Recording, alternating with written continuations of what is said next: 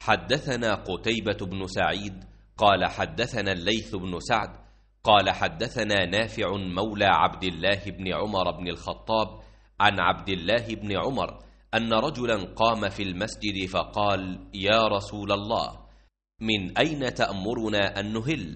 فقال رسول الله صلى الله عليه وسلم: يهل أهل المدينة من ذي الحليفة، ويهل أهل الشام من الجحفة، ويهل أهل نجد من قرن.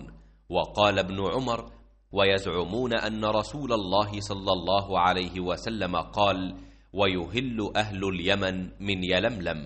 وكان ابن عمر يقول: لم أفقه هذه من رسول الله صلى الله عليه وسلم।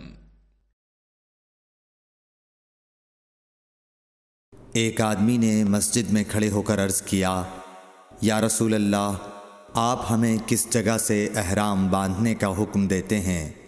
तो रसूल अल्लाह सल्लल्लाहु अलैहि वसल्लम ने फरमाया, मदीने वाले ज़ुल्हुलैफ़ा से एहराम बांधें, और अहले शाम जुहफ़ा से, और नजद वाले क़र्न मनाजिल से।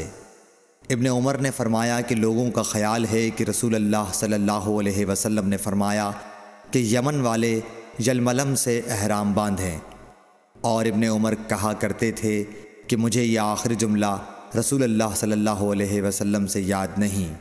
सही बुखारी हदीस नंबर 133।